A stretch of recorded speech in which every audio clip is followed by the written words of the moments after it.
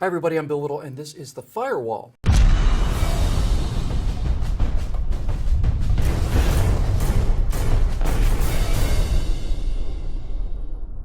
Science fiction writer Jerry Pournelle has republished with his additional commentary a completely forgotten but far from forgettable book called Literature Reader, 6th Year by Leroy E. Armstrong, published 1914. Literature Reader, 6th Year by Leroy E. Armstrong is not a novel or a scientific treatise or a book on Mr. Armstrong's poetry. It's a textbook. It's a California textbook. It's a collection of written tales and their analyses, the basics of literature, story structure, and all the rest. That's it, and that's all. Now, on a whim, I looked it up on Amazon, and on another whim, I clicked on a random link and scanned the first paragraph that I laid eyes on, which read, "Then Jason lighted the pile and burnt the carcass of the bull, and they went to their ship and sailed eastward like men who have a work to do.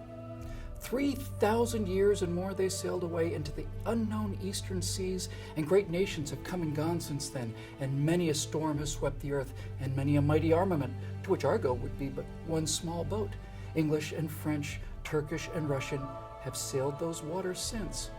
Yet the fame of that small Argo lives forever, and her name is a proverb among men." That's what 6th graders were reading 100 years ago in 1914, but if a college kid today graduated with a full and complete understanding of that one single paragraph, they'd probably be better educated than they are today after $250,000 or so of student debt. Reduced to a movie, which would be about the only way to get a 6th grader to meet Jason and the Argonauts today, it would be pretty simple. Exterior wide shot, the beach. Jason lights fire to the bull. After a moment, his men turn and walk to the ship. Casting off the lines, they set sail out into the harbor. Close up, Jason. He looks out to sea, a look of determination on his face. Cut 2.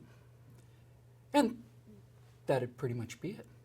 But that's just the surface of the paragraph. That's just what you see with your eyes. That's all 6th graders in 2014 ever get, only the surface of everything. Because 100 years ago, those same age children would have imagined, they would have seen things in their minds, would have imagined the great ships setting sail for the eastern sea and then been shocked that the Greek author didn't talk about sailing for 300 miles, but rather for 3,000 years. They would have seen the mighty fleets of the English and the French and the Turks and the Russians, sailing ships, battleships, come and go, and only the small Argo remain on these waters of eternity. Only the small band of men in a little boat sailing across the ocean of history and legend like men who have a work to do.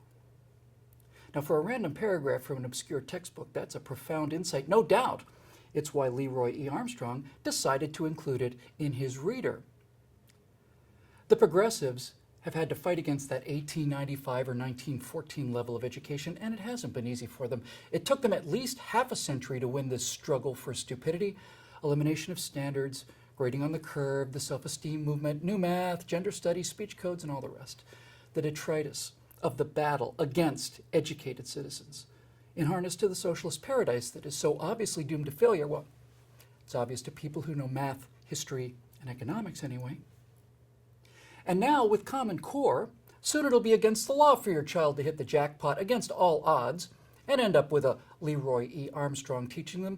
No, the final battle in the struggle for stupidity will be to make it illegal to be taught anything other than standard state stupid. They have succeeded in taking a generation that went to the moon with slide rules, doing the math in their heads, to a generation that's amazed to discover that the movie Titanic is actually based on a true story.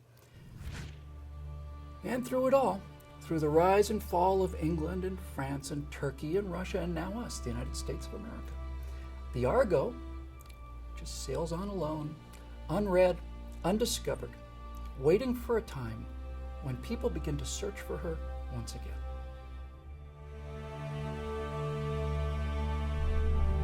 Please subscribe to our YouTube channel and be sure to visit us at truthrevolt.org.